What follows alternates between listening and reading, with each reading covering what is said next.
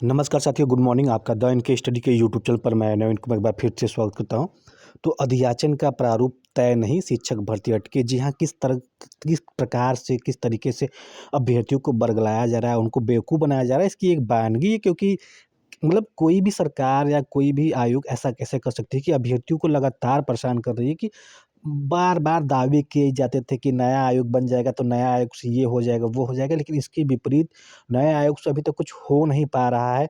अध्याचन कहा जाता है कि ई-अध्याचन जल्दी मिलेगा तो जल्दी विज्ञापन जारी होगा, जल्दी परीक्षा होगी, जल्दी नियुक्ति मिलेगी। लेकिन अब किस प्रकार से लगातार इसको डिले किया जा रहा है, किसी न किसी कारण से कोई न कोई रोड़ा अटक ही जा रहा है। क्यों अटक पा रहा है पता नहीं, सरकार क्या कर रही है या फिर शासन क्या कर रहा है, आयोग क्या कर रहा है, ये एकदम समझ से परे है कि अध्याचन का प्रारूप तय नहीं, शिक्षक भर्ती अटकी। तो दावे किए जाते थे कि जब नया आयोग बन जाएगा तो इससे लगातार भर्तियाँ होंगी, लगातार नियुक्ति पत्र दिया जाएगा। इससे किसी भी प्रकार की परेशानी नहीं होगी। इसी इसी के चक्कर में जो है कि पुराने आयोग को भंग कर दिया गया। जो टीजीटी, पीजीटी, असिस्टेंट प्रोफेसर जो एग्ज़ाम होना था, वो एग्ज़ाम भी सरकार ने नहीं कराया नए आयोग के चक्कर में। अब जब से नया आयोग बना है तब से कोई न कोई जो है कि बीच में कांटे दिखाई दिखाई दिए हैं। तो कभी अध्यक्ष नहीं थे, तो कभी सदस्य नहीं थे, तो मतलब कि कोई न कोई सदस्य नहीं था, कभी सचिव नहीं थे, तो परीक्षा नियंत्रक नहीं थे। तो किसी न किसी के ना होने से लगातार कहा जा रहा था कि जैसे परीक्षा नियंत्रक आएँगे, भर्ती प्रक्रिया शुरू हो जाएगी, जैसे अध्यक्ष आएँगे, भर्ती प्रक्रिया शुरू हो जाएगी, जैसे सचिव आएँगे, भर्ती प्रक्रिया शुरू हो जाएगी। अब सब कुछ मिल गया तो कहा जा रहा है कि अब ये अध्याचन कर दिया गया है तो जल्दी से प्रक्रिया शुरू हो जाएगी, भर्ती की विज्ञापन जल्दी से जारी किया जाएगा। तो जब ई अध्याचन से अध्याचन ही नहीं मिल पा रहा है, तो फिर दूसरी बात हो जा रही है। मतलब कहने का आशय है कोई न कोई लगातार चीज़ें निकल के सामने आती है, जिससे अभ्यर्थियों को मानसिक परेशानी होती है। अब वे समझ नहीं पा रहे हैं कि अभ्यर्थी कितने मानसिक परेशानी से गुज़र रहे हैं। लगातार जो है कि जैसे दिन गुज़र रहा है, तैसे-तैसे उनकी आयु भी बढ़ रही है और अभ्यर्थियों पे दबाव भी बढ़ रहा है कि आखिर वे करें तो क्या करें? तो शिक्षा सेवा चयन आयोग ने उच्च शिक्षा निदेशालय से माँगा प्रोफ़ार्मा।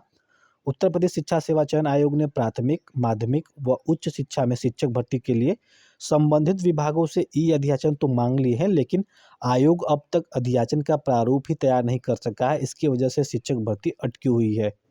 बीते दिनों आयोग में शिक्षा विभाग के निदेशकों व उनके प्रतिनिधियों की बैठक हुई थी। इसमें आयोग ने 1 सप्ताह में ई-अध्याचन माँगा था। हालाँकि आयोग को अब तक किसी भी विभाग ने अध्याचन नहीं भेजा है।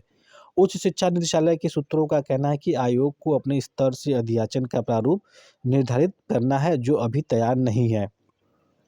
शिक्षक भर्ती के लिए अर्हता, योग्यता व अन्य शर्तें आयोग को ही तय करनी है। ऐसे में आयोग ही बताएगा उसे किस प्रारूप में रिक्त पदों का अध्याचन चाहिए।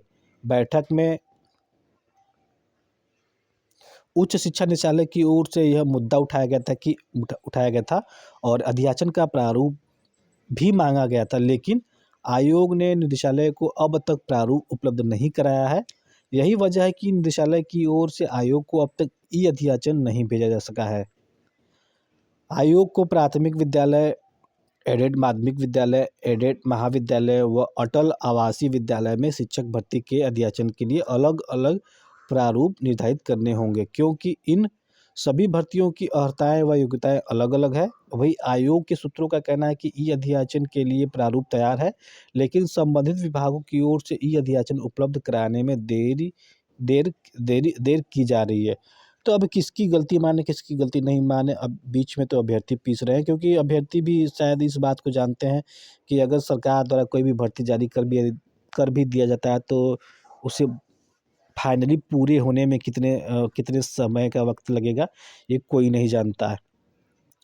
क्योंकि ऐसी स्थिति बन गई है कि अगर एक विज्ञापन जारी हो, अभी मान लीजिए आज 10 फरवरी, कोई विज्ञापन 10 फरवरी को जारी होता है, तो वो 10 फरवरी 2025 को जारी होता है, तो 10 फरवरी अब 2026 में पूरा होगा, 27 में, 28 में, 29 में, 30 में, 31 में, ये किसी को नहीं पता है।